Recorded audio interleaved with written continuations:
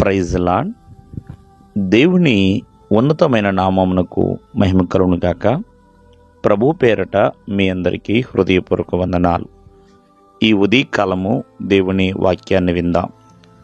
లూకా సువార్త 23వ అధ్యాయము 27వ వచనము. గొప్ప జన సమూహమును ఆయనను గూర్చి రొమ్ము కొట్టుకొనుచు దుఃఖించుచున్న చాలామంది స్త్రీలను ఆయనను వెంబడించిరి.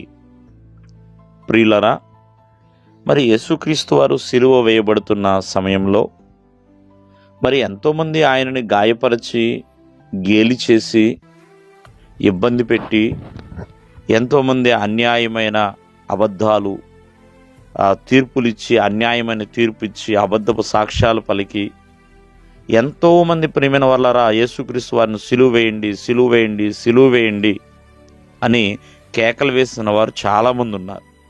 కానీ దీనికి మరొక వైపు గొప్ప జన సమూహము ఆయనను గూర్చి రొమ్ము కొట్టుకుంటూ దుఃఖిస్తున్నారండి.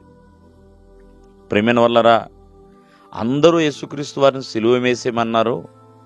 ఎవ్వరూ కూడా యేసుక్రీస్తు వారి తరపున లేరు. ఎవరు కూడా యేసుక్రీస్తు వారు సిలువేస్తుంటే ఎవరు కూడా బాధపడటం లేదు.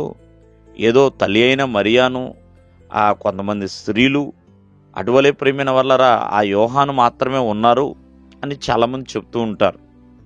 కానీ గొప్ప జన సమూహము యేసుక్రీస్తు వారు పడుతున్న గాయాలను చూసి చూడలేక రొమ్ము కొట్టుకుంటున్నారండి, దుఃఖిస్తున్నారు. చాలామంది స్త్రీలు ఆయనని వెంబడిస్తూనే ఉన్నారు. అంటే ఈ దినము ఈ పాఠ్య భాగాన్ని బట్టి మనం నేర్చుకోవాల్సిన విషయం ఏంటంటే, మరి ఎన్ని శ్రమలు వస్తున్నా ఆనాటి భక్తులు ప్రభువుని వెంబడించడం మాత్రం మానలేదండి. కావున మరి ఎటువంటి పరిస్థితులైనా మనము కూడా ఆ ప్రభువుని వెంబడించాలి. శిష్యులు వెళ్ళిపోయారు భయమేసి, కానీ చూడండి ఎంతోమంది జనసమూహం ఆయన గురించి దుఃఖపడుతున్నారు. మరి ఆ సమయంలో కూడా యేసుక్రీస్తు వారు వారి వైపు తిరిగి, యెరూషలేము కుమార్తెలారా నా నిమిత్తం ఏడవద్దు, మీ పిల్లల నిమిత్తము మీ నిమిత్తం ఏడవండి ఆయన సెలవిస్తున్నాడండి. కావున ప్రభువును వెంబడించుట అనేది అన్ని సమయాలలో చేయాలండి.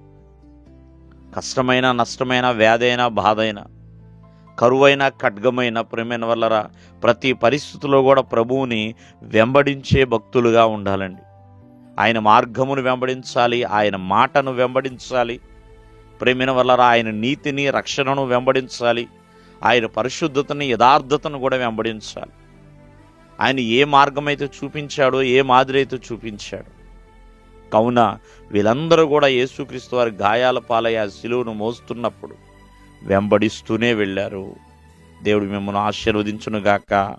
ఆమేన్.